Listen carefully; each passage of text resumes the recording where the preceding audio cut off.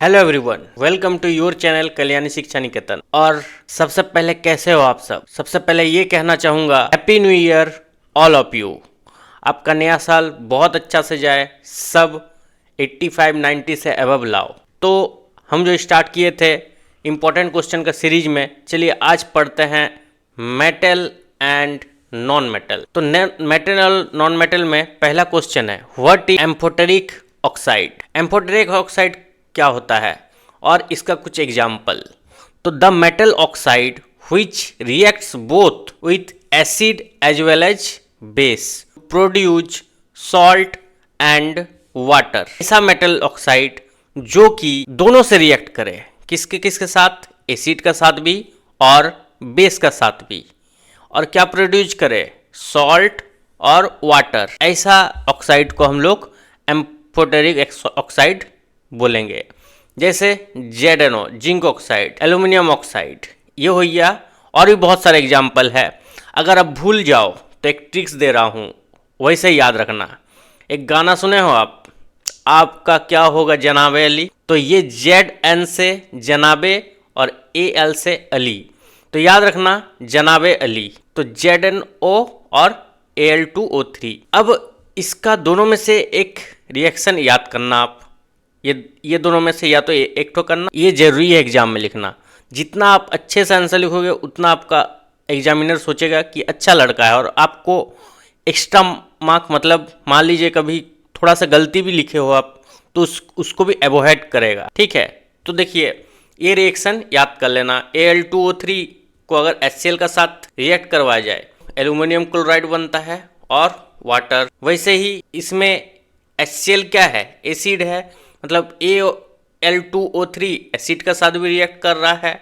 और यहाँ देखिए इस इक्वेशन को, यहाँ पे AlO3, ठीक है, ये जो है सोडियम हाइड्रोक्साइड का साथ भी रिएक्ट कर रहा है। तो ये रिएक्ट करके NaAlO2 बना रहा है और H2O बना रहा है। वैसे ही जिंक ऑक्साइड, या तो ये एग्जाम्पल याद करना या तो ये दोनों, अगर दोनों लिख दोगे तो और भी अच्छी बात है। तो ZNO का साथ 2HCl का रिएक्ट किया, मतलब जिंक ऑक्साइड का साथ हाइड्रोक्लोरिक एसिड का, तो क्या बना, जिंक क्लोराइड और वाटर। वैसे ही यहाँ पे जिंक ऑक्साइड का साथ सोडियम हाइड्रोक्साइड का रिएक्ट करवाया, तो यहाँ बना सोडियम जिंकेट और H2O रिलीज हुआ। तो ये रिएक्शन याद करना बहुत ही इंपॉर्टेंट है। अब क्वेश्चन नंबर 2 देखते हैं। क्वेश्चन नंबर 2 में ionic compound does not conduct electricity in solid state but conduct electricity in liquid state in solution, what is its reason. मतलब जो आयनिक सॉल्यूशन है वो सॉलिड स्टेट में इलेक्ट्रिसिटी कंडक्ट नहीं करता है, पर ये लिक्विड स्टेट में इलेक्ट्रिसिटी कंडक्ट करता है। ऐसा क्यों? Ionic solids compound electricity is molten state और when dissolve in water. Ionic जो सॉलिड्स है वो मोल्टन स्टेट। मोल्टन स्टेट किसको कहेंगे? जब लोहा को गर्म किया जाता है या फिर कोई भी मेटल को गर्म किया जाता है तब देखे होंगे लिक्विड टाइप का बन जाता है। फिर जैसे कि गोल्ड को दूसरा शेप में हमको करना है तो उसको पहले पिघलाया जाता है। फिर जो बिस्किट आता है, गोल्ड का जो बिस्किट आता है उसको पहले क्या किया जाता है, पिघलाया जाता है, फिर उस शेप में दिया जाता है। तो उस शेप को हम लोग मोल्टन स्टेट बोलेंगे। गोल्ड को भी एक ऐसा टेम्परेचर है, उसको अगर डाल देंगे, उसमें गोल्ड को डाल देंगे, टेम्परेचर में अगर डालेंगे तो वो गोल्ड भी मोल्टन स्टेट में चेंज हो जाएगा। वैसे ही सभी मेटल ऐसा ही होता है, सबका अलग अलग मेल्ट होने का टेम्परेचर होता है, ये आप पढ़े होंगे। तो टॉपिक पे आते हैं। तो आयनिक सॉलिड जो है वो इलेक्ट्रिसिटी को कंडक्ट करता है मोल्टन स्टेट में, या तो जब वो डिजॉल्व होता है। ऐसा क्यों? क्योंकि the ion becomes free to move in molten state. Molten state में वो आयन क्या करता है, वो मूव होना स्टार्ट करता है। मोल्टन स्टेट में ही आयन जो है मूव होता है। ठीक है, इसीलिए इलेक्ट्रिसिटी कंडक्ट करता है मोल्टन स्टेट में, या तो जब वाटर का साथ लिक्विड में, कोई लिक्विड सॉल्यूशन में। But in solid state ions are tightly packed, so they are not free to move and non-conducting electricity। अब जो सॉलिड स्टेट है उसमें जो मॉलिक्यूल क्या होता है, पूरा टाइटली पैक्ड होता है, उसमें आयन जो है मूव कर नहीं पाता है, जिसके कारण उसमें जब आयन मूव नहीं कर पाएगा तो इलेक्ट्रिसिटी फॉर्म्ड नहीं होगा। ठीक है, अब क्वेश्चन नंबर 3 देखते हैं। Write the name of one ore of mercury. ये बहुत ही इंपॉर्टेंट क्वेश्चन है, वेरी वेरी इंपॉर्टेंट क्वेश्चन है। ओर का नाम बताना है आपको। How is mercury obtain from the mercuric sulphide. Mercuric sulphide से मरकरी हमको कैसे मिलता है वो भी बताना है। तो एक ओर जिससे हमको मरकरी मिलता है, प्योर मरकरी जिस कंपाउंड से मिलता है उसी को ओर बोलते हैं। तो यहाँ पे एक ओर का नाम जैसे कि सिनेवार है, HgS इसका केमिकल नेम है। The extraction of mercury from cinnabar ore involve 2 step. Cinnabar ore से मरकरी को एक्सट्रैक्ट करेंगे 2 स्टेप में। पहला स्टेप क्या है, the concentrate mercury sulphide ore is roasted in air to form mercury oxide. सबसे पहले तो सिनेवार को या मरकरी सल्फाइड को ऑक्सीजन में क्या किया जाता है, हीट किया जाता है, फिर हमको HgO मिलता है और SO2 गैस रिलीज होता है। अब क्या किया जाता है, यहाँ पे हमको क्या मिला, मरकरी ऑक्साइड मिला, ये मरकरी ऑक्साइड है ना। सेकेंड स्टेप में क्या किया जाता है, जो मरकरी ऑक्साइड उसको हीट किया जाता है, जो मरकरी ऑक्साइड को उसको हीट किया जाता है 300 डिग्री सेल्सियस। इससे क्या होता है, ऑक्सीजन गैस निकल जाता है और हमें मरकरी मिलता है। वही यहाँ पे लिखा हुआ है, this mercury oxide formed in then reduce to mercury on further heating about 300 degree Celsius. मतलब मरकरी ऑक्साइड को हम हीट करेंगे 300 डिग्री सेल्सियस में, तब हमें मरकरी मिलेगा। ठीक है, यहाँ तक समझ में आया। अब क्वेश्चन नंबर 4 देखते हैं। क्वेश्चन लगभग थर्ड जैसे ही है, पर यहाँ पे है कॉपर हमें कैसे मिलता है, उसका सल्फाइड और से। क्वेश्चन नंबर 4 में क्वेश्चन नंबर 3 का जैसा ही है, पर वहाँ हमें मरकरी ऑब्टेन करना था, यहाँ जो है कॉपर ऑब्टेन करना है। किससे, सल्फाइड ओर से। तो चलिए देखते हैं कैसे। तो copper glance being a sulphide ore, copper glance जो है वो एक सल्फाइड ओर है। It heated in the presence of air copper sulphide in convert copper oxide. सबसे पहले कॉपर सल्फाइड को हम हीट करेंगे एयर में। ठीक है, तो हमें क्या मिलेगा, कॉपर ऑक्साइड और SO2 गैस वहाँ से रिलीज होगा। अब सेकेंड स्टेप क्या है, when the mix copper oxide and copper sulphide heated they react together. मतलब अब ये दोनों को हम हीट करेंगे, हीट करके दोनों को रिएक्ट करवाएंगे। किसको, कॉपर ऑक्साइड को और कॉपर सल्फाइड को। कॉपर मिलेगा और सल्फर डाइऑक्साइड गैस रिलीज होगा। तो इसी टाइप से हमको सल्फाइड ओर से कॉपर मिलता है। ठीक है, तो अब क्वेश्चन नंबर नेक्स्ट देखते हैं। What is the calcination and roasting, give example. तो कैल्सिनेशन और रोस्टिंग किसको कहते हैं वो हमें बताना है। The process of heating ore in the absent of air. मतलब कैल्सिनेशन ऐसा प्रोसेस है, हम उसको हीट करते हैं पर एयर का एब्सेंट में, तो उस प्रोसेस को कैल्सिनेशन कहा जाता है। अब ये जो यूज होता है वो कार्बोनेट ओर में होता है। अब कार्बोनेट ओर को एयर का एब्सेंट में हम हीट करते हैं तो क्या मिलता है, कैल्शियम ऑक्साइड और कार्बन डाइऑक्साइड गैस रिलीज होता है। अब रोस्टिंग क्या है, जस्ट इसका ऑपोजिट। कैल्सिनेशन में हम एयर का एब्सेंट में इसको हीट करते थे और रोस्टिंग में हम एयर का प्रेजेंस में हीट करेंगे।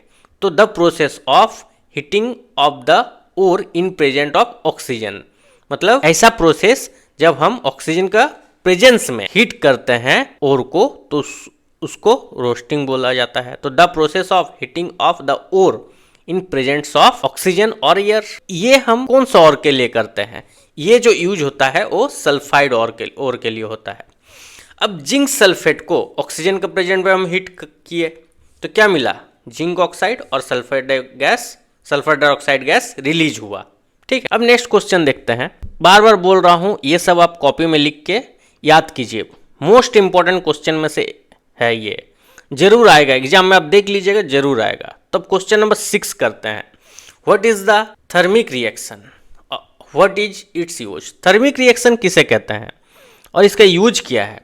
तो the reaction the occurs when aluminium reacts with iron, मतलब आयरन रस को एल्यूमिनियम का साथ रिएक्ट करवाते हैं तो क्या प्रोड्यूस होता है? मोल्टन आयरन और एल्यूमिनियम ऑक्साइड, और लार्ज अमाउंट हीट इसमें जनरेट होता है। तो वही आयरन ऑक्साइड को हम एल्यूमिनियम का साथ रिएक्ट करवाते हैं तो यहाँ से हमको आयरन मिलता है और एल्यूमिनियम ऑक्साइड मिलता है और हीट जो है वो जनरेट होता है। तो इसका यूज क्या है? तो ये जो है रेलवे ट्रैक में इस्तेमाल किया जाता है। मान लीजिए रेलवे ट्रैक में ऐसे टाइप से मान लो थोड़ा गैप आई है तो उसमें हम कवर करने के लिए इस्तेमाल करते हैं, या फिर रेलवे ट्रैक बनाने के लिए इस्तेमाल करते हैं। और किस में इस्तेमाल करते हैं? अगर कोई मशीन पार्ट क्रैक हो गया हो, मतलब टूट गया हो, तब उसको ज्वाइन करने के लिए हम इसमें इस्तेमाल करते हैं। ठीक है, तो it is use joint cracked machine parts. ठीक है ना। क्वेश्चन नंबर 7 देखते हैं, why are platinum, gold and silver use to make jewellery. अब हम प्लेटिनम का, गोल्ड का और सिल्वर का ही ज्वेलरी क्यों इस्तेमाल करते हैं? सबसे पहले तो प्लेटिनम, गोल्ड और सिल्वर का ज्वेलरी का इस्तेमाल इसलिए करते हैं क्योंकि वो बहुत लस्टर होता है। लस्टर मतलब साइन बहुत करता है। गोल्ड का देखिए, गोल्ड का पहने ही होंगे कितना चमकता है। नेक्स्ट क्या इसका और क्यों करते हैं? क्योंकि ये जो है बहुत लेस रिएक्टिव मेटल है, मतलब ये जल्दी से रिएक्ट नहीं कर, किसी एयर से या मॉइस्चर से वो रिएक्ट नहीं करता है, जिससे उसमें जंग नहीं लगता है। नेक्स्ट क्या है? They are malleable and ductile. मतलब मेलिएबल मतलब क्या होता है? जैसे ये एक मान लीजिए मेटल है ना, इसको हम पीट के फोर्स लगा के इसको हम थीन शीट्स में कन्वर्ट कर सकते हो, सिल्वर को, गोल्ड को, प्लेटिनम को। और डक्टाइल है, डक्टाइल मतलब क्या होता है?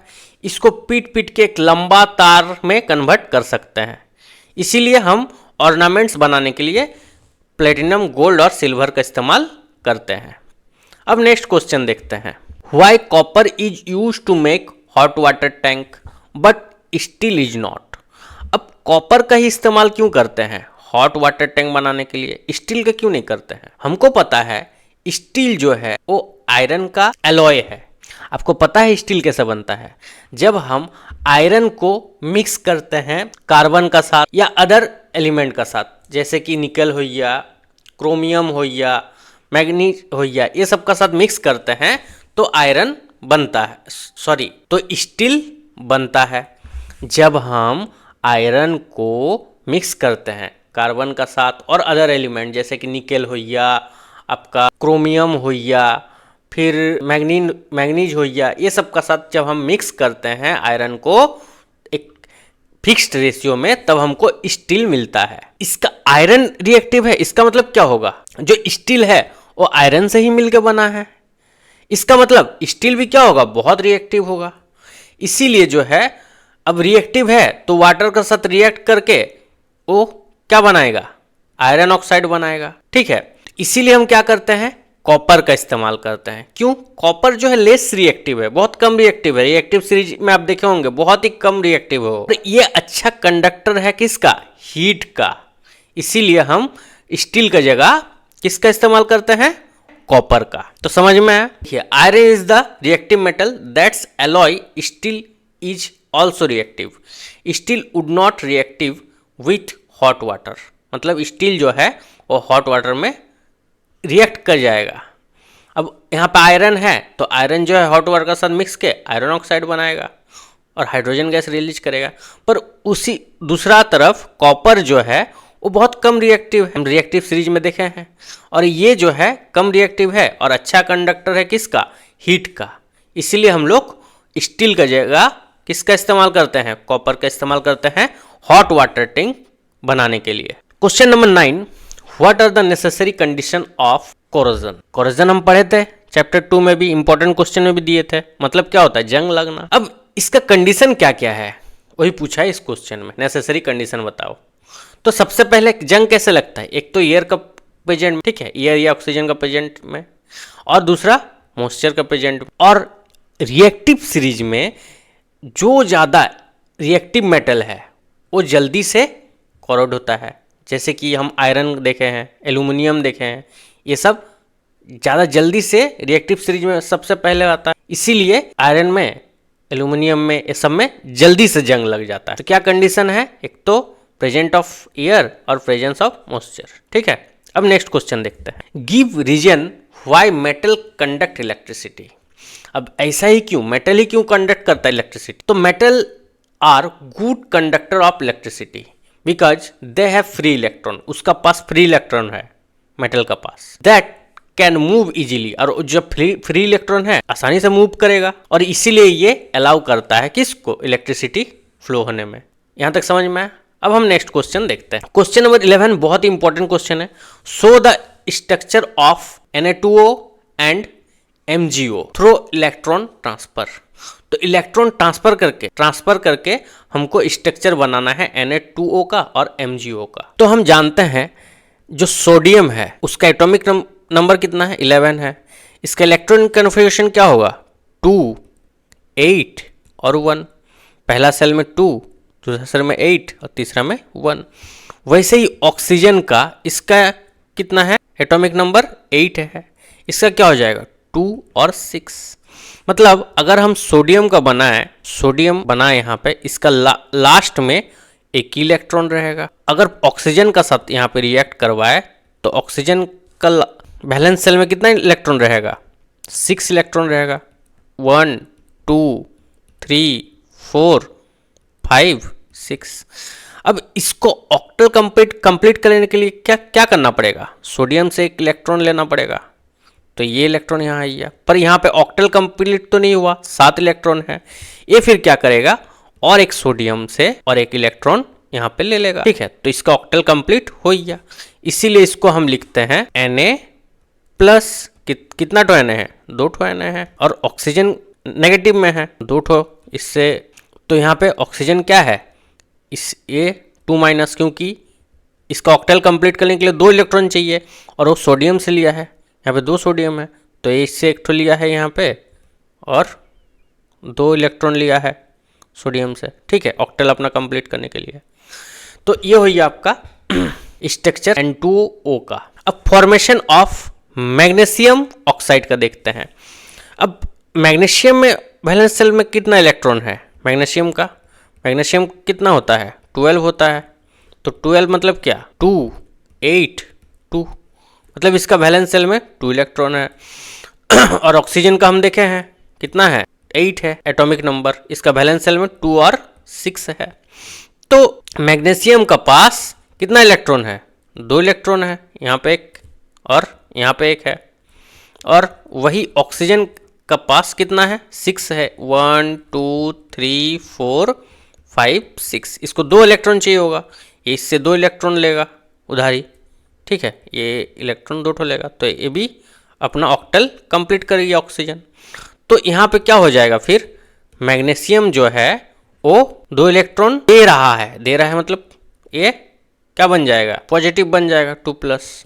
और ऑक्सीजन क्या है, 2 इलेक्ट्रॉन ले रहा है, मतलब ये नेगेटिव बन जाएगा। ये अपना ऑक्टल कंप्लीट कर लिया, 1, 2, 3, 4, 5, 6 और यहाँ पे 7 और 8। ठीक है, तो ये हो गया स्ट्रक्चर ऑफ Na2O और MgO का। ठीक है, अब हम आगे क्वेश्चन देखते। Right the electron dot structure for sodium, oxygen and magnesium.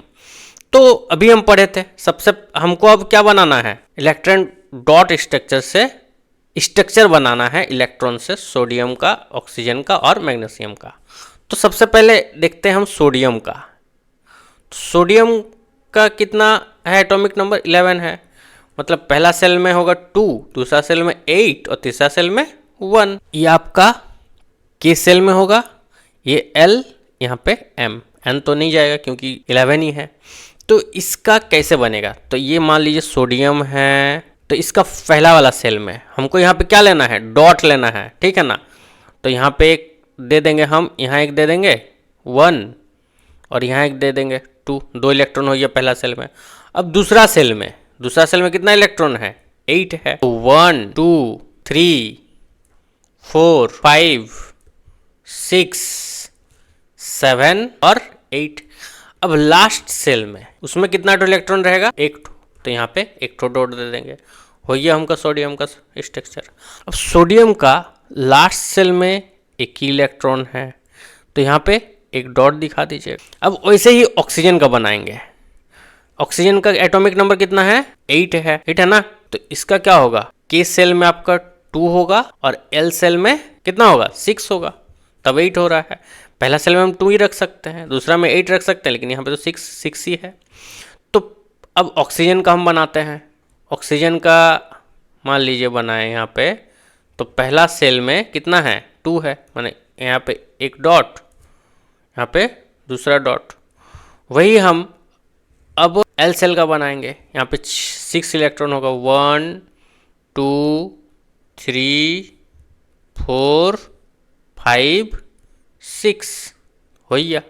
अब यहाँ पे हम इसका अगर बनाएं ऑक्सीजन का डॉट फॉर्म में, तो 1 2 3 4 5 6, ये हो गया आपका आंसर। अब हमको किसका बनाना है? मैग्नीशियम का। इसको थोड़ा मिटा देते हैं। अब हमको किसका बनाना है? मैग्नीशियम का।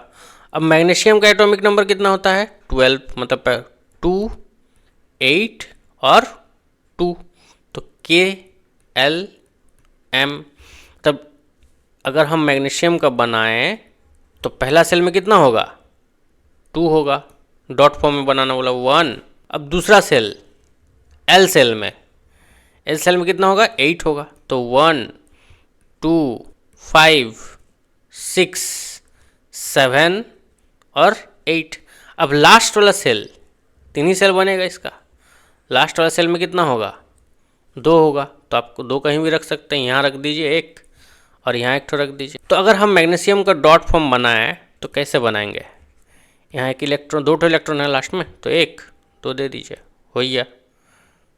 ठीक है, तो ये हो गया 12 नंबर कंप्लीट। अब 13 नंबर देखते हैं।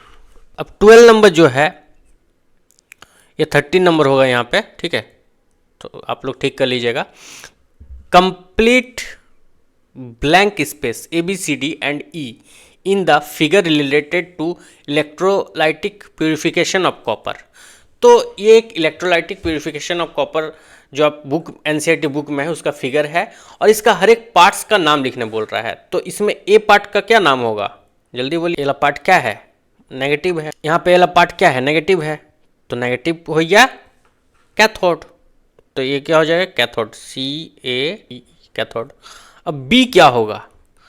देखिए ये पॉजिटिव है, मतलब क्या हो जाएगा? Anode, anode. तो याद रखिएगा ए है, ए मतलब ऐड, तो एनोड, और उसका ऑपोजिट कैथोड, ठीक है। अब सी, ये क्या है? ये सॉल्यूशन क्या है? तो ये क्या सॉल्यूशन है? एसिडिफाइड कॉपर सल्फेट सॉल्यूशन, ठीक है। तो लिख दीजिए यहाँ पे acidified, ACI acidified copper sulphate solution. अब डी कहाँ है? ये क्या है? डी, ये मड है, किसका? ये एनोड का मड है, तो डी क्या है? एनोड का मड। अब ई क्या है? बोलिए आप लोग। एल क्या है? Cu2+, एल है ना लिखा हुआ, Cu2+, तो Cu2+, तो ये हो गया ई का आंसर। तो ये फिगर मेरा कंप्लीट हुआ। अब नेक्स्ट फिगर देखते हैं। यहाँ पे यहाँ पे है कंडक्टिविटी ऑफ सॉल्ट सॉल्यूशन। वही आपको ABCD और E, यहाँ पे E होगा, है ना, का नाम लिखने बोल रहा है। तो देखिए ये क्या है? ये तो हमको दिख ही रहा है, बल्ब है, तो यहाँ पे A में क्या लिखेंगे? बल्ब। अब B क्या है? ये क्या है? स्विच का साइन है, तो यहाँ पे क्या लिखेंगे? स्विच। अब C, ये क्या है? ये क्या है? एक बीकर है, तो यहाँ पे क्या लिख देंगे? बीकर लिख देंगे, बीकर। अब D, ये क्या है? जल्दी बोलिए। ये जो है ये ग्रेफाइट रॉड है, तो क्या है? ग्रेफाइट रॉड, तो यहाँ पे ग्रेफाइट रॉड लिख देंगे। और वैसे ही ई नंबर, ये क्या है? ये क्या सॉल्यूशन है? यहाँ पे सॉल्ट सॉल्यूशन है, तो यहाँ पे क्या लिख देंगे? Salt solution, solution. तो ऐसा फिगर आएगा नाम लिखने, ठीक है। तो ये सब थोड़ा सा फिगर भी आप एक बार NCERT बुक का देख लीजिएगा, जो सब हम बता रहे हैं। अब यहाँ पे हाँ और एक फिगर है, ठीक है। अब इसमें भी ABCDE ये भी आपका एनसीईआरटी बुक में है, मेटल और नॉन मेटल चैप्टर में, ठीक है। तो इस पार्ट सबका नाम लिखने बोल रहा है। इसमें देखिए ये क्या है, एक ये मेटल वायर है, तो ए में क्या होगा, मेटल वायर। अब B ये क्या है, ये आपका पिन है, पिन। एक पिन से ना मोम को, वैक्स को जो है ये किया गया था। सी कहाँ है, हाँ ये क्या है, सी क्या है, ये आपका लैब में भी होगा स्कूल का, क्या है ये आपका बर्नर, क्या है बर्नर। डी ये क्या है, ये तो स्टैंड है, जाहिर सी बात है स्टैंड है ना, तो यहाँ पे स्टैंड लिख देंगे। अब ई क्या है, ये क्या है, किससे स्टैंड को लगाया गया है, क्लैंप से, है ना, तो यहाँ पे क्या लिख देंगे, क्लैंप। तो मेटल और नॉन मेटल चैप्टर का लॉन्ग क्वेश्चन के लिए इतना ही आप पढ़ के जाइए, इसी में से 100% आ जाएगा। इसमें कुछ ज़्यादा ही क्वेश्चन है क्योंकि मेटल और नॉन मेटल चैप्टर से 5 मार्क्स का एक आता है, इसलिए इसमें ज़्यादा क्वेश्चन है। तो ज़्यादा क्वेश्चन वैसे भी याद करने है नहीं, सब कुछ समझने का चीज़ है, तो आप इसको ध्यान से देख लीजिएगा।